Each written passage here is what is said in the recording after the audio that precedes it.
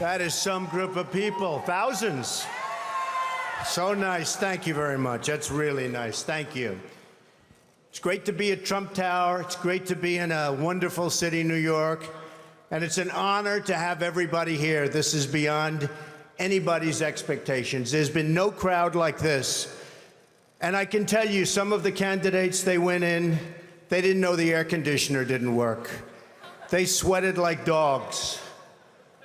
They didn't know the room was too big because they didn't have anybody there. How are they going to beat ISIS? I don't think it's going to happen. Our country is in serious trouble. We don't have victories anymore. We used to have victories, but we don't have them. When was the last time anybody saw us beating, let's say, China in a trade deal? They kill us. I beat China all the time. All the time. When did we beat Japan at anything? They send their cars over by the millions. And what do? When was the last time you saw a Chevrolet in Tokyo? It doesn't exist, folks. They beat us all the time. When do we beat Mexico at the border? They're laughing at us, at our stupidity. And now they're beating us economically. They are not our friend, believe me. But they're killing us economically. The U.S. has become a dumping ground for everybody else's problems. Thank you. It's true. And these are the best and the finest. When Mexico sends its people, they're not sending their best. They're not sending you. They're not sending you. They're sending people that have lots of problems, and they're bringing those problems with us. They're bringing drugs, they're bringing crime, they're rapists, and some, I assume, are good people. But I speak to border guards, and they tell us what we're getting. And it only makes common sense. It only makes common sense. They're sending us not the right people. It's coming from more than Mexico. It's coming from all over South and Latin America, and it's coming probably from the Middle East. But we don't know, because we have no protection, and we have no competence. We don't know what's happening. And it's got to stop. And it's got to stop fast. Islamic terrorism is eating up large portions of the Middle East. They become rich. I'm in competition with them. They just built a hotel in Syria. Can you believe this? They built a hotel. When I have to build a hotel, I pay interest. They don't have to pay interest because they took the oil that when we left Iraq, I said we should have taken. So now ISIS has the oil. And what they don't have, Iran has. And in and I will tell you this, and I said it very strongly, years ago, I said, and I love the military, and I want to have the strongest military that we've ever had, and we need it more now than ever, but I said, don't hit Iraq, because you're going to totally destabilize the Middle East. Iran is going to take over the Middle East. Iran and somebody else will get the oil. And it turned out that Iran is now taking over Iraq. Think of it. Iran is taking over Iraq. And they're taking it over big league. We spent $2 trillion in Iraq. $2 trillion. We lost thousands of lives, thousands in Iraq. We have wounded soldiers who I love. I love. They're great. All over the place. Thousands and thousands of wounded soldiers. And we have nothing. We can't even go there. We have nothing. And every time we give Iraq equipment, the first time a bullet goes off in the air, they leave it. Last week I read 2,300 Humvees These are big vehicles were left behind for the enemy. 2,000, you would say maybe two, maybe four, 2,300 sophisticated vehicles they ran, and the enemy took them. You're right.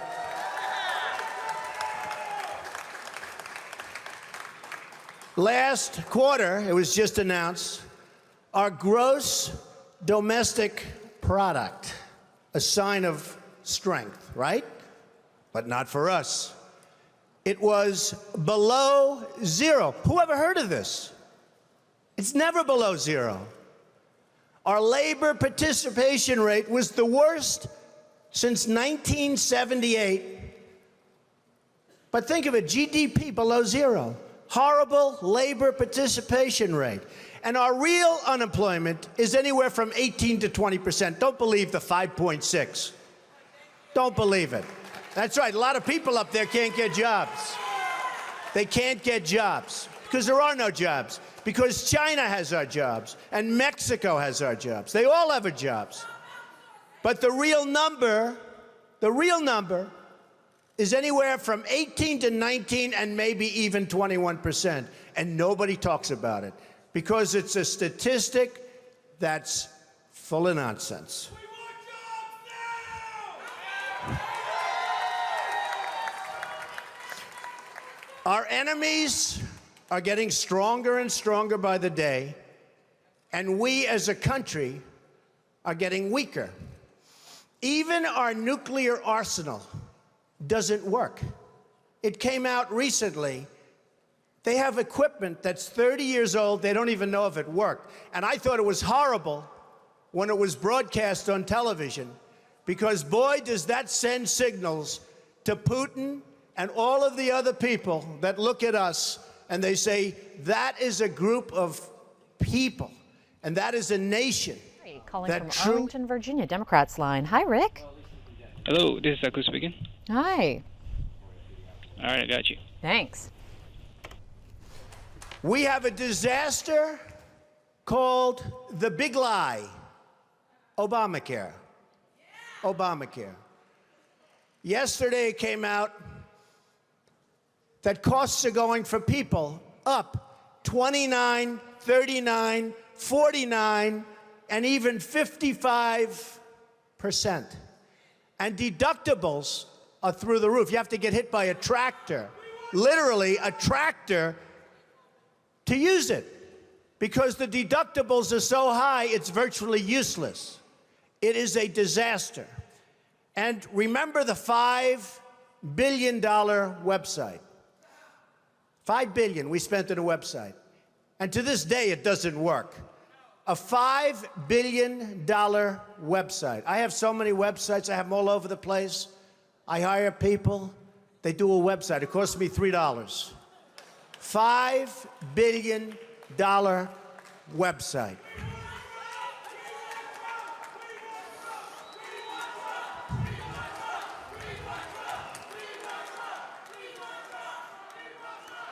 Well, you need somebody, because politicians are all talk, no action. Nothing's going to get done. They will not bring us, believe me, to the promised land. They will not. As an example, I've been on the circuit making speeches, and I hear my fellow Republicans, and they're wonderful people. I like them. They all want me to support them. They don't know how to bring it about. They come up to my office. I'm meeting with 3 of them in the next week, and they don't know. Are you running? Are you not running? Could we have your support? What do we do? How do we do it? I like them. And I hear their speeches.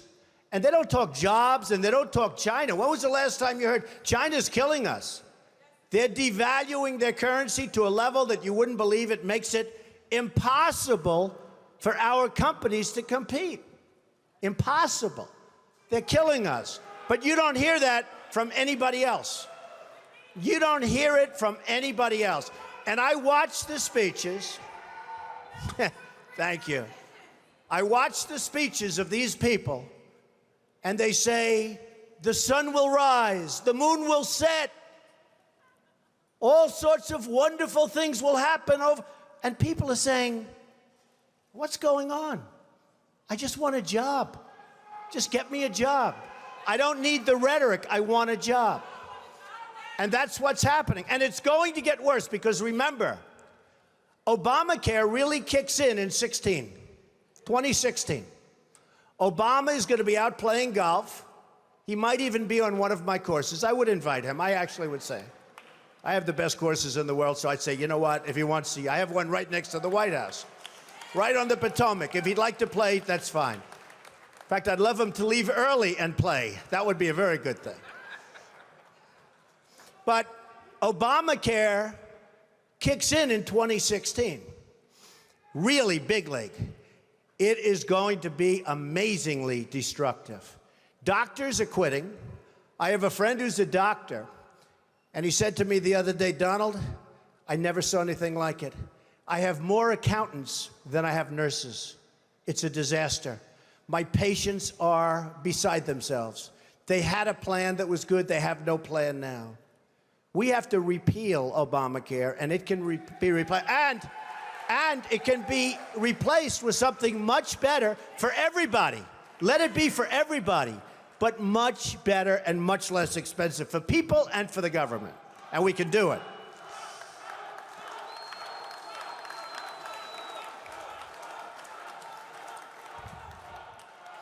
So, I've watched the politicians. I've dealt with them all my life. If you can't make a good deal with a politician, then there's something wrong with you. You're certainly not very good. And that's what we have representing us. They will never make America great again. They don't even have a chance. They're controlled fully. They're controlled fully by the lobbyists, by the donors, and by the special interests, fully. They control them. Hey, I have lobbyists, I have to tell you. I have lobbyists that can produce anything for me. They're great. But you know what?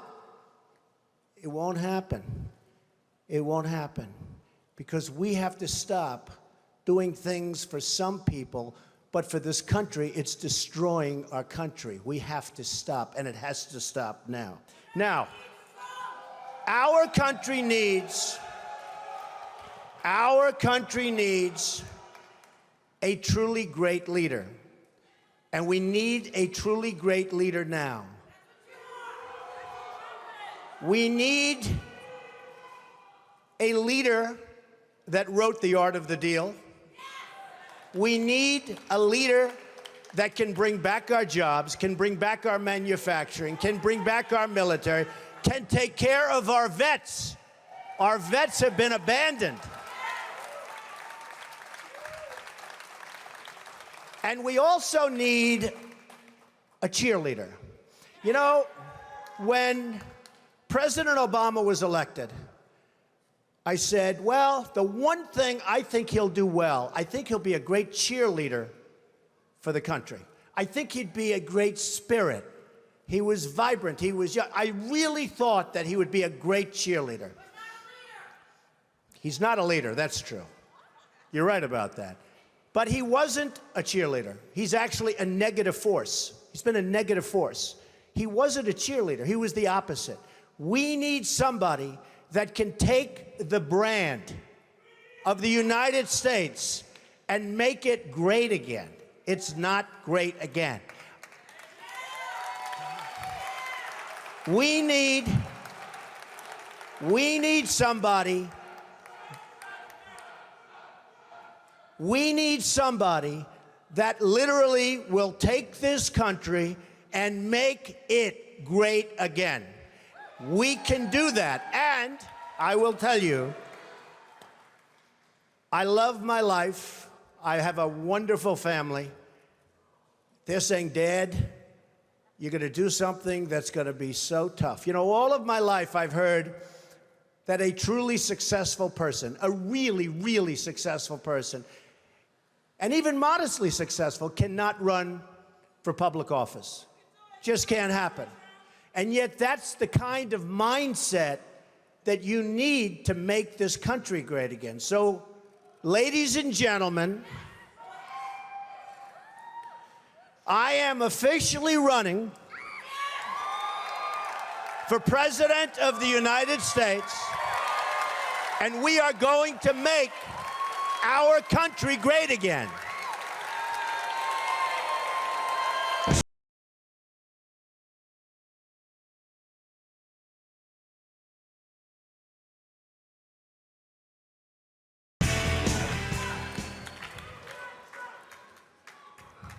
It can happen. Our country has tremendous potential. We have tremendous people. We have people that aren't working. We have people that have no incentive to work. But they're going to have incentive to work. Because the greatest social program is a job. And they'll be proud, and they'll love it, and they'll make much more money than they would have ever made. And they'll be doing so well, and we're going to be thriving as a country. Thriving. It can happen. I will be the greatest jobs president that God ever created. I tell you that.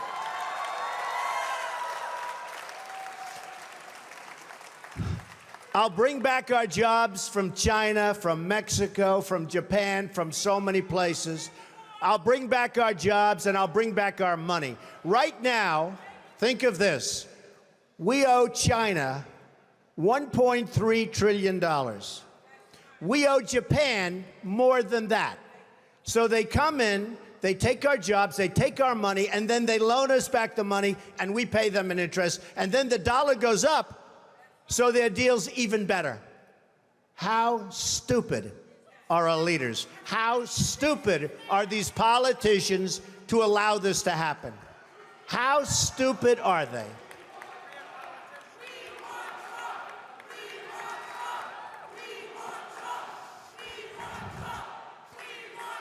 I'm going to tell you, thank you. I'm going to tell you a couple of stories about trade, because I'm totally against the trade bill for a number of reasons. Number one, the people negotiating it don't have a clue. Our president doesn't have a clue. He's a bad negotiator. He's the one that did Bergdahl. We get Bergdahl, they get 5 killer terrorists that everybody wanted over there. We get Bergdahl, we get a traitor. We get a no-good traitor, and they get the 5 people that they wanted for years, and those people are now back on the battlefield trying to kill us. That's the negotiator we have. Take a look at the deal he's making with Iran. He makes that deal, Israel maybe won't exist very long. It's a disaster, and we have to protect Israel. But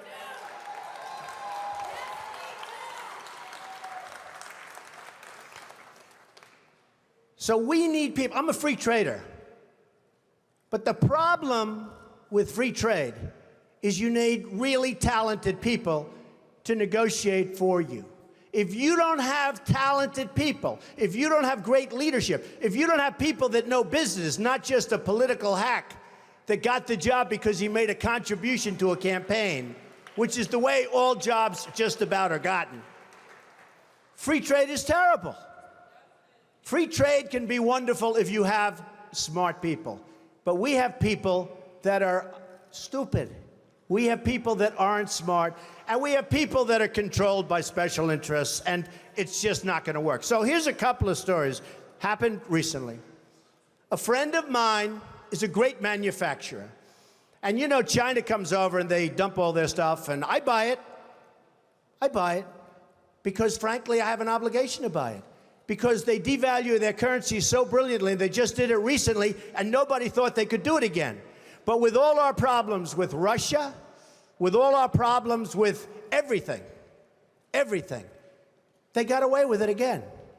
And it's impossible for our people here to compete. So I want to tell you this story. A friend of mine is a great manufacturer. Calls me up a few weeks ago. He's very upset. I said, what's your problem? He said, you know, I make great product. And I said, I know that because I buy the product. He said, I can't get it into China. They won't accept it. I sent a boat over, and they actually sent it back. They talked about environmental. They talked about all sorts of crap that had nothing to do with it. I said, oh, wait a minute, that's terrible. Does anyone know this? He said, yeah, they do it all the time with other people. I said, they send it back? Yeah. So I finally got it over there, and they charged me a big tariff. They're not supposed to be doing that. I told them. Now, they do charge a tariff on trucks. When we send trucks and other things over there, ask Boeing. They wanted Boeing secrets. They wanted their patents and all their secrets before they agreed to buy planes from Boeing. Hey, I'm not saying they're stupid. I like China. I sell apartment for I just sold an apartment for $15 million to somebody from China. Am I supposed to dislike them? I own a big chunk of the Bank of America building in 1290 Avenue of the Americas that I got from China in a war. Very valuable. I love China. The biggest bank in the world is from China.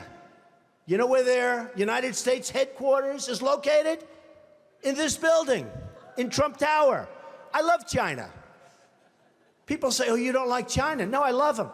But their leaders are much smarter than our leaders. And we can't sustain ourselves with that. There's too much. It's like take the New England Patriots and Tom Brady and have them play your high school football team. That's the difference between China's leaders and our leaders. They are ripping us. We are rebuilding China. We're rebuilding many countries. China, you go there now, roads, bridges, schools, you never saw anything like it. They have bridges that make the George Washington Bridge look like small potatoes. And they're all over the place. We have all the cards, but we don't know how to use them. We don't even know that we have the cards because our leaders don't understand the game. We could turn off that spigot by charging them tax until they behave properly. Now they're going militarily. They're building a military island in the middle of the South China Sea, a military island. Now, our country could never do that because we'd have to get environmental clearance. And the environmentalists wouldn't let our country. We would never build an ocean. They built it in about 1 year, this massive military port. They're building up their military to a point that is very scary. You have a problem with ISIS, you have a bigger problem with China. And in my opinion, the new China, believe it or not, in terms of trade, is Mexico. So this man tells me about the manufacturing. I say, that's a terrible story. I hate to hear it. But I have another one, Ford.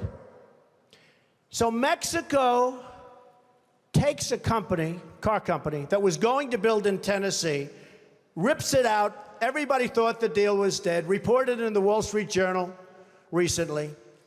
Everybody thought it was a done deal. It's going in, and that's going to be it, going into Tennessee. Great state, great people. All of a sudden, at the last moment, this big car manufacturer, foreign, announces they're not going to Tennessee. They're going to spend their $1 billion in Mexico instead. Not good. Now Ford announces a few weeks ago that Ford is going to build a $2.5 billion car and truck and parts manufacturing plant in Mexico. $2.5 billion. It's going to be one of the largest in the world. Ford, good company. So I announced that I'm running for president. One of the early things I would do, probably before I even got in, and I wouldn't even use, I know the smartest negotiators in the world. I know the good ones, I know the bad ones, I know the overrated ones. You got a lot of them that are overrated. They're not good, they think they are. They get good stories because the newspapers get buffaloed. But they're not good. But I know the best negotiators in the world. And I'd put them one for each country. Believe me, folks, we will do very, very well. Very, very well. But I wouldn't even waste my time with this one. I would call up the head of Ford, who I know, if I was president. I'd say, congratulations. I understand that you're building a nice $2.5 billion car factory in Mexico, and that you're going to take your cars and sell them to the United States, zero tax, just flow them across the border. And you say to yourself, how does that help us, right? How does that help us? Where is that good? It's not. So I'd say, congratulations, that's the good news. Let me give you the bad news. Every car and every truck and every part manufactured in this plant that comes across the border, we're going to charge you a 35% tax. Okay? And that tax is going to be paid simultaneously with the transaction. And that's it. Now, here's what's going to happen. If it's not me in the position, it's one of these politicians that we're running against. You know, the 400 people that we're already against. And here's what's going to happen. They're not so stupid. They know it's not a good thing. And they may even be upset by it. But then they're going to get a call from their donors, or probably from the lobbyist for Ford, and say, you can't do that to Ford because Ford takes care of me and I take care of you, and you can't do that to Ford. And guess what? No problem. They're going to build in Mexico. They're going to take away thousands of jobs. It's very bad for us. So, under President Trump, here's what would happen. The head of Ford will call me back, I would say within an hour after I told him the bad news. But it could be he'd want to be cool, and he'll wait till the next day. You know, they want to be a little cool. And he'll say, please, please, please. He'll beg for a little while, and I'll say, no interest. Then he'll call all sorts of political people, and I'll say, sorry, fellas, no interest, because I don't need anybody's money. It's nice. I don't need anybody's money. I'm using my own money. I'm not using the lobbyists. I'm not using donors. I don't care. I'm really rich. I'll show you that in a second. And by the way, I'm not even saying that in a braggadocious. That's the kind of mindset, that's the kind of thinking you need for this country. So, because we got to make the country rich, it sounds crass. Somebody said, oh, that's crass. It's not crass. We got $18 trillion in debt. We got nothing but problems. We got a military that needs equipment all over the place. We got nuclear weapons that are obsolete. We've got nothing. We got Social Security that's going to be destroyed if somebody like me doesn't bring money into the country. All these other people want to cut the hell out of it. I'm not going to cut it at all. I'm going to bring money in, and we're going to save it. But here's what's going to happen. After I'm called by 30 friends of mine who contributed to different campaigns, after I'm called by all of the special interests and by the donors and by the lobbyists, and they have zero chance at convincing me, zero. I'll get a call the next day from the head of Ford. He'll say, please reconsider. I'll say no. He'll say, Mr. President, we've decided to move the plant back to the United States. We're not going to build it in Mexico. That's it. They have no choice. They have no choice. There are hundreds of things like that. I'll give you another example. Saudi Arabia. They make $1 billion a day. $1 billion a day. I love the Saudis. Many are in this building. They make $1 billion a day. Whenever they have problems, we send over the ships. We're going to protect. What are we doing? They got nothing but money. If the right person asked them, they pay a fortune. They wouldn't be there except for us. And believe me, you look at the border with Yemen. You remember Obama a year ago. Yemen was a great victory. 2 weeks later, the place was blown up. Everybody got, and they kept our equipment. They always keep our equipment. We just said used equipment, right? They always keep our equipment. We ought to send some real junk, because frankly, we ought to send our surplus. We're always losing this gorgeous brand new stuff. But look at that border with Saudi Arabia. Do you really think that these people are interested in Yemen? Saudi Arabia, without us, is gone. They're gone.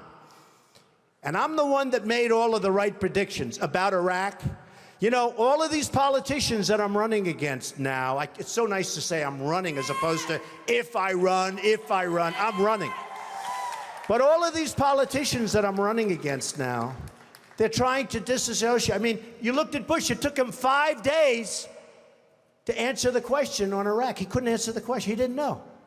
I said, is he intelligent? Then I looked at Rubio. He was unable to answer the question. Is Iraq a good thing or a bad thing? He didn't know. He couldn't answer the question.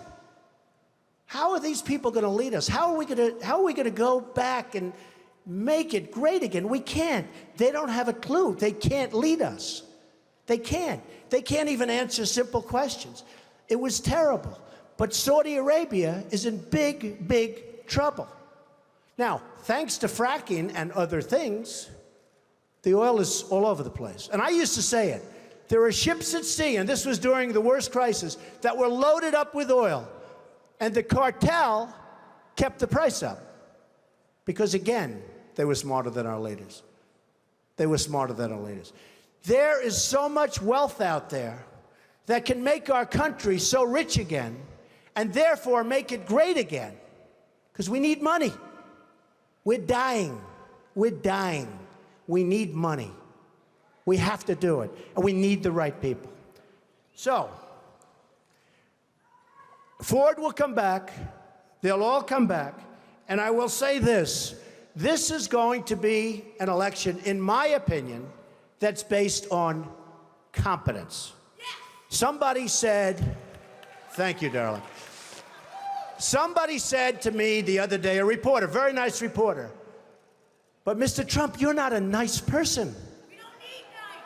That's true, but actually I am. I think I am a nice person. People that know me like me. Does my family like me? I think so, right? Look at my family. I'm proud of my family. By the way, speaking of my family, Melania, Barron, Kai, Donnie, Don, Vanessa, Tiffany, Ivanka did a great job. Did she do a great job? Great. Jared, Laura, and Eric. I'm very proud of my family. They're a great family.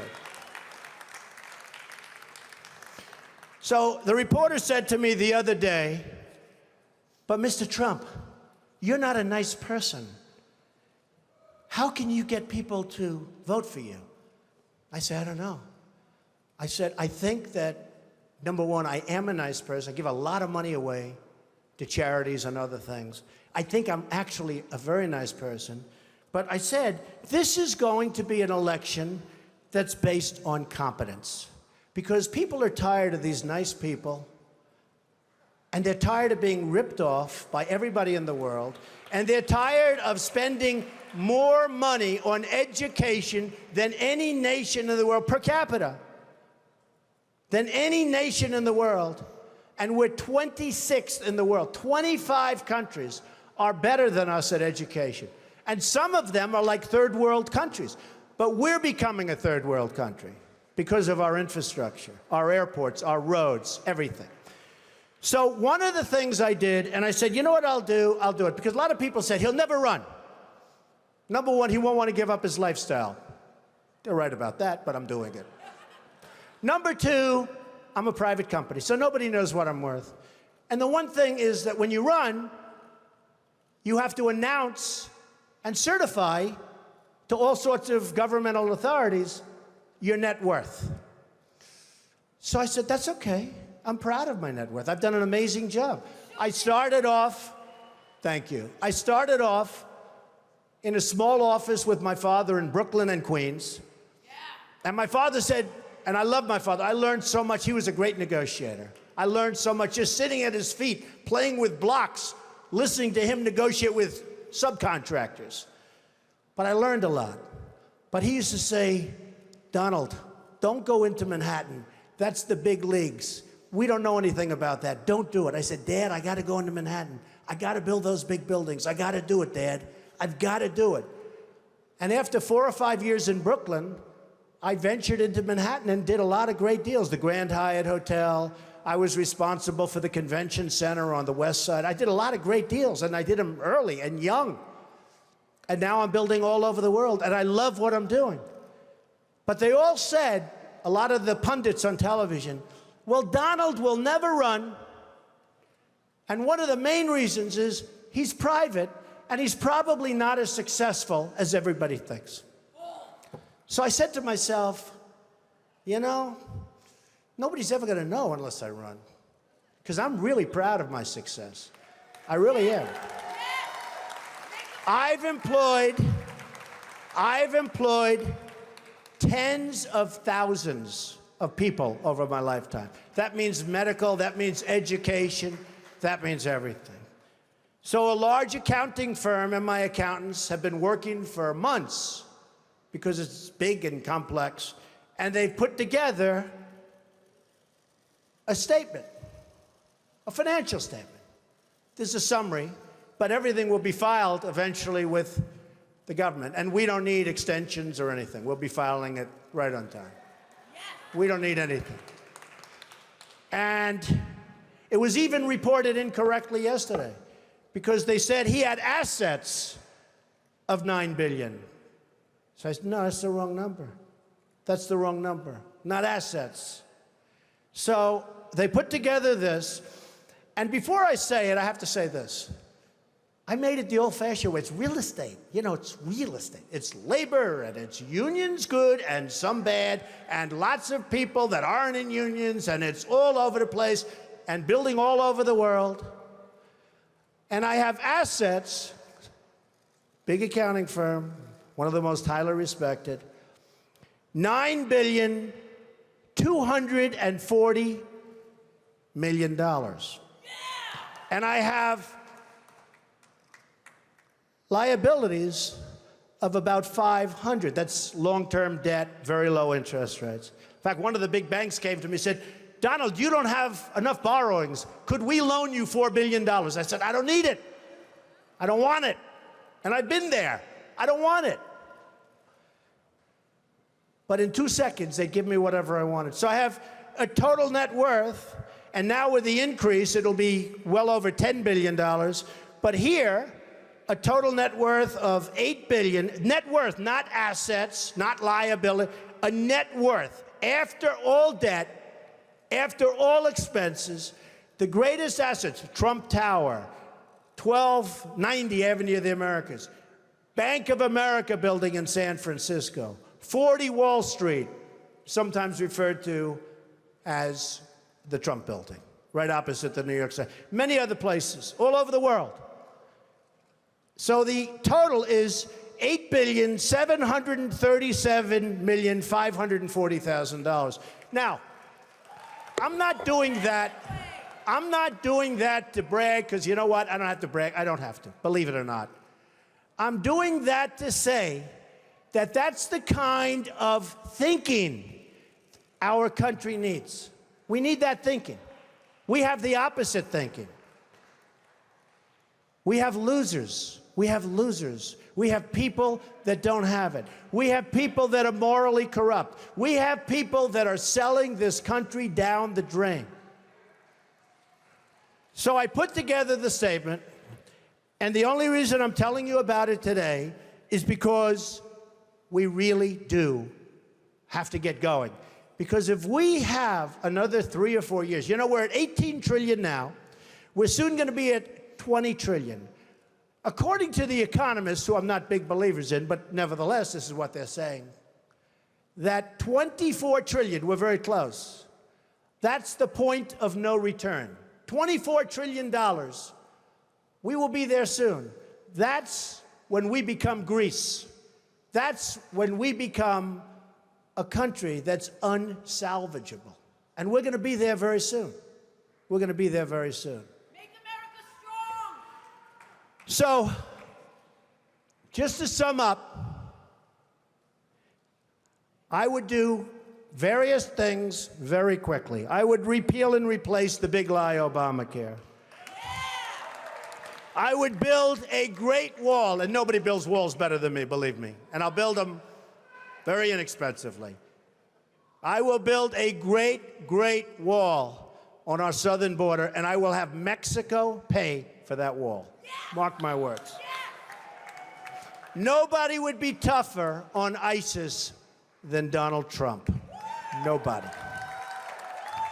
I will find within our military, I will find the General Patton, or I will find General MacArthur. I will find the right guy. I will find the guy that's going to take that military and make it really work. Nobody will be pushing us around. I will stop Iran from getting nuclear weapons, and we won't be using a man like Secretary Kerry that has absolutely no concept of negotiation, who's making a horrible and laughable deal, who's just being tapped along as they make weapons right now, and then goes into a bicycle race at 72 years old and falls and breaks his leg. I won't be doing that. And I promise I will never be in a bicycle race. That I can tell you. I will immediately terminate President Obama's illegal executive order on immigration. Immediately. Fully support and back up the Second Amendment. Now, it's very interesting. Today I heard it. Through stupidity, in a very, very hardcore prison, interestingly named Clinton, two vicious murderers, two vicious people escaped, and nobody knows where they are. And a woman was on television this morning, and she said, you know, Mr. Trump, and she was telling other people, and I actually called her, but she said, you know, Mr. Trump, I always was against guns. I didn't want guns. And now, since this happened, it's up in the prison area, my husband and I are finally in agreement because he wanted the guns. We now have a gun on every table. We're ready to start shooting. I said, very interesting. So protect the Second Amendment. End Common Core. Common Core it is a disaster. Bush is totally in favor of Common Core. I don't see how he can possibly get the nomination. He's weak on immigration. He's in favor of Common Core. How the hell can you vote for this guy? You just can't do it. We have to end. Education has to be local. Rebuild the country's infrastructure. Nobody can do that like me, believe me. It will be done on time, on budget, way below cost, way below what anyone ever thought. I look at these roads being built all over the country, and I say, I can build those things for 1/3. What they do is unbelievable. How bad? You know, we're building on Pennsylvania Avenue, the old post office. We're converting it into one of the world's great hotels. It's going to be the best hotel in Washington, D.C. We got it from the General Services Administration in Washington. The Obama administration, we got it. It was the most highly sought after, or one of them, but I think the most highly sought after project in the history of General Services. We got it. People were shocked. Trump got it. Well, I got it for two reasons. Number one, we're really good. Number two, we had a really good plan. And I'll add in the third, we had a great financial statement. Because the General Services, who are terrific people, by the way, and talented people, they wanted to do a great job. And they wanted to make sure it got built. So we have to rebuild our infrastructure, our bridges, our roadways, our airports. You come into LaGuardia Airport, it's like we're in a third world country. You look at the patches and the 40-year-old floor, they throw down asphalt, and you look at these airports, we are like a third world country. And I come in from China, and I come in from Qatar, and I come in from different places, and they have the most incredible airports in the world. You come back to this country, and you have LAX, disaster. You have all of these disastrous airports. We have to rebuild our infrastructure. Save Medicare, Medicaid, and Social Security without cuts. Have to do it. Get rid of the fraud, get rid of the waste and abuse, but save it. People have been paying in for years, and now many of these candidates want to cut it. You save it by making the United States, by making us rich again, by taking back all of the money that's being lost. Renegotiate our foreign trade deals. Reduce our $18 trillion in debt, because believe me, we're in a bubble. We have artificially low interest rates. We have a stock market that, frankly, has been good to me, but I still hate to see what's happening. We have a stock market that is so bloated. Be careful of a bubble, because what you've seen in the past might be small potatoes compared to what happens. So be very, very careful. And strengthen our military and take care of our vets. So, so important.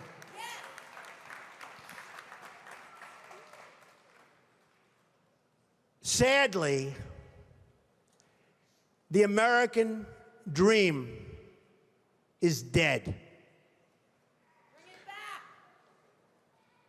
But if I get elected president, I will bring it back bigger and better and stronger than ever before, and we will make America great again. Thank you. Thank you very much. Thank you.